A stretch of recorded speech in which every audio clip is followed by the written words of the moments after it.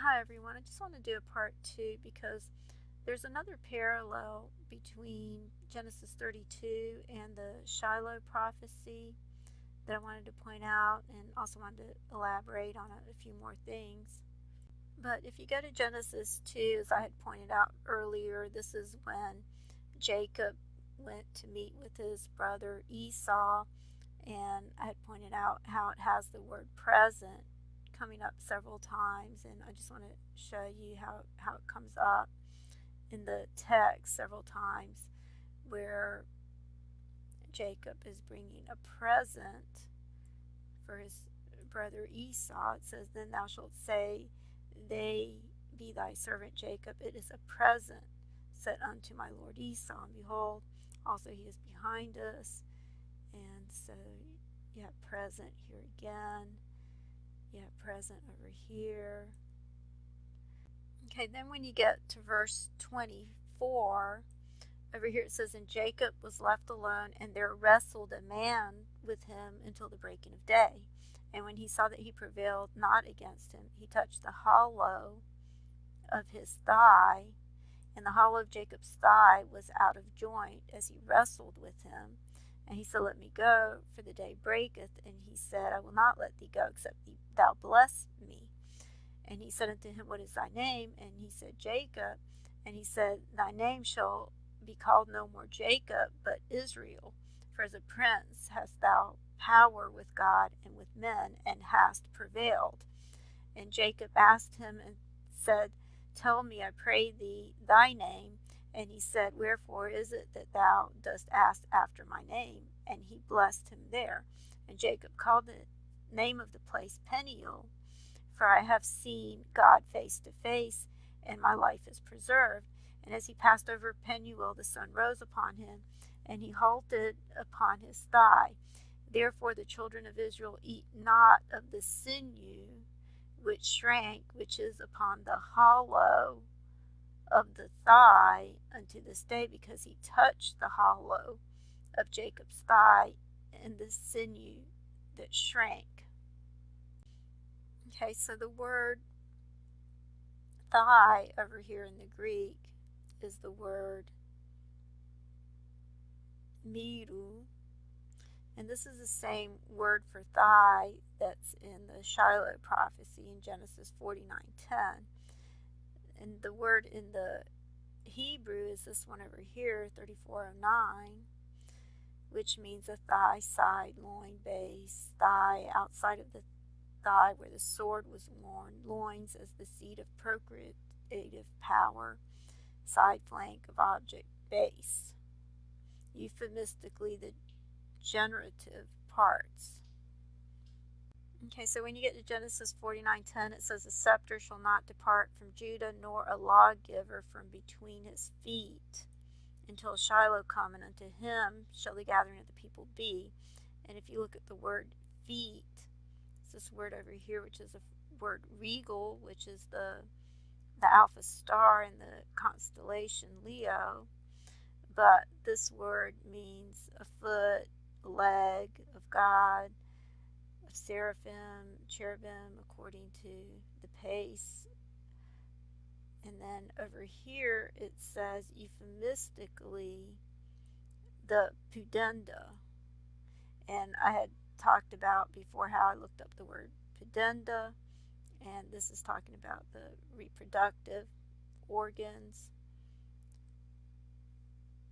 Okay, and then we had this comet, the comet C2017, and I bookmarked this a long time ago. This was on August 27, 2016. This was during the constellation Leo, and this is when there was a conjunction between Jupiter and Venus right over here by the star Zavi Java, which means beautiful Lord, in the constellation Virgo.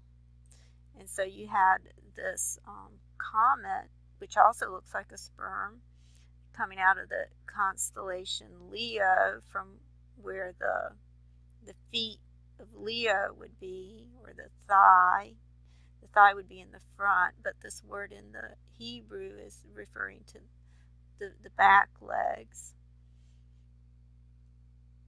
Okay, so in the Hebrew it uses the word regal, which is Strong's number 7272, and it's the alpha star in the constellation Leo. But as I mentioned earlier, in the Greek, it uses the word miru, or actually it's miron. It's another form of the same word over here in Genesis 49:10.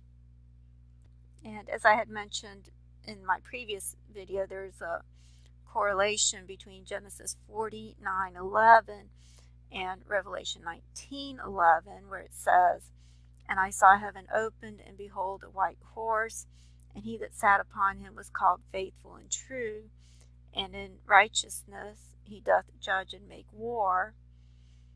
His eyes were as a flame of fire, and on his head were many crowns, and he had a name written that no man knew but he himself. And he was clothed with a vesture dipped in blood, and his name is called the Word of God.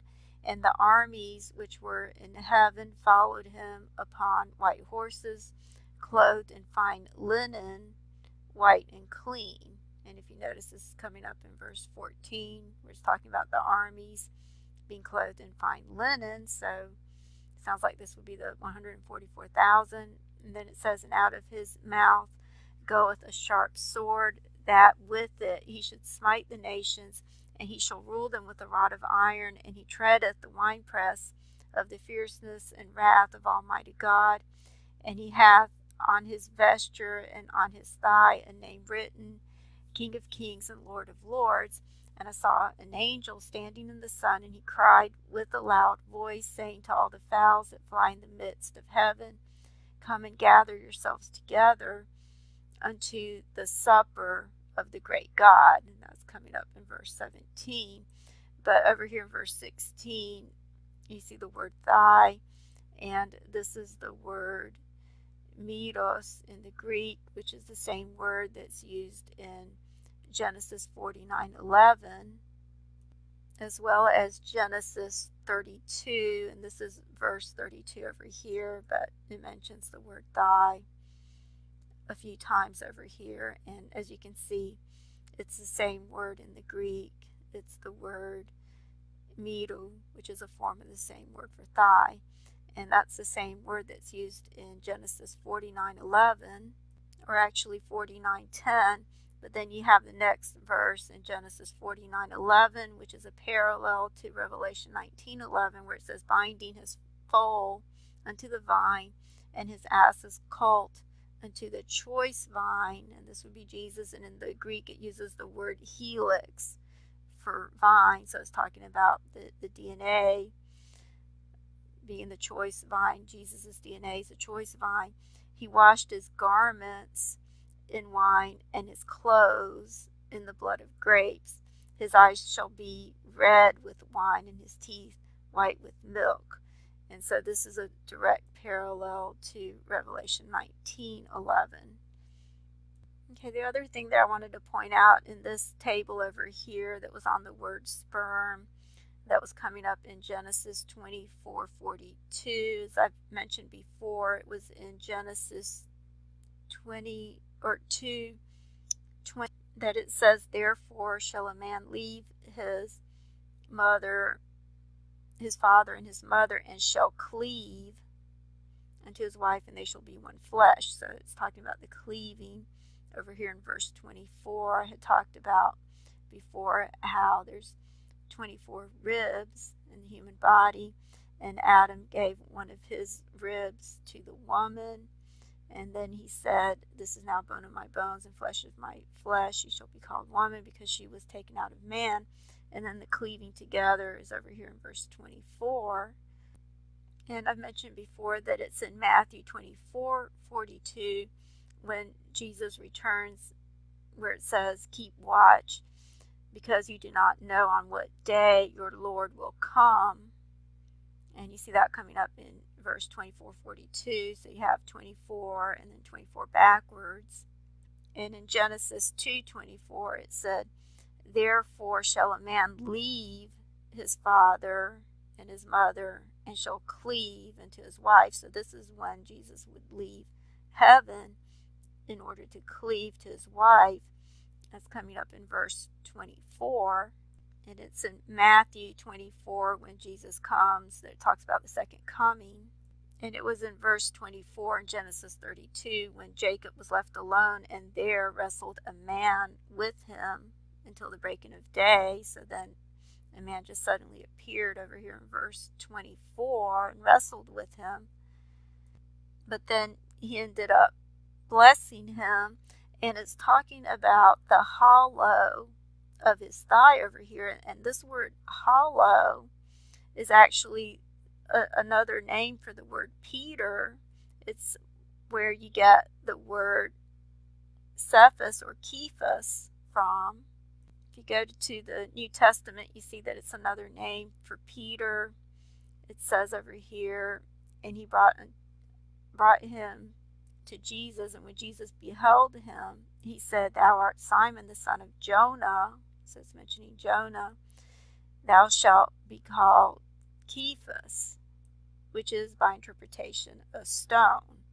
And so when you look at this word Kephas, you see that it's talking about a hollow stone, and it comes from the same word that's used in Genesis 32.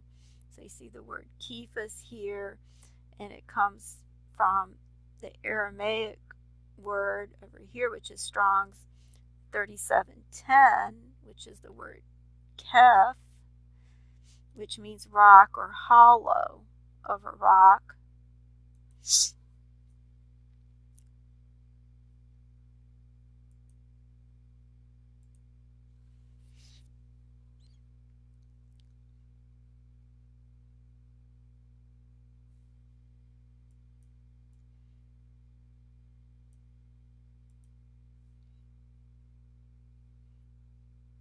And so that was Strong's 3710. And the word that was used in Genesis 32 is Strong's 3709, which is a very similar word that means palm, hand, sole, hollow, or flat of the hand. And so it's talking about hollow objects. So it's a very similar related word to the word that's used, that's the name for Peter. And so you see this word over here in Genesis 32 where it's talking about the hollow of his thigh. Okay, and I've talked about before in this video over here how the word that was in the Mount of Olives for the word valley in the Greek, it's a word that can also mean belly or womb. It's all the same word in the Greek. And so the Mount of Olives is also describing a womb as well as being the rock, which is Jesus. And in this video I was talking about how the fallopian tubes are called salpinges in the Greek, which are trumpets. But I did another video. There was actually a few videos that I did on this where I talked about the fig tree and what the fig tree looks like and the olive trees and how the olives actually look like ovaries. I've explained that in these videos, and so I don't want to have to go over all that information again. So I'll try to put all these links in the description box. Okay, so basically the Mount of Olives represents a womb. The olive trees also represent the ovaries, because I've explained before how the word olive tree in the Hebrew and in the Greek is the same word as olive. It's the same word for either olive tree or olive. It also represents the salpinges or trumpets, and then the Mount of Olives represents the womb. And it's also represented by Mount Horeb. And I've talked about before how the word for valley in the Hebrew is actually a word that means narrow, gorge, or cleft. Okay, so that would represent the cervix. But the mountain also represents God. And I'm about out of time, so I'll have to continue in the next video. Thank you. Thank you.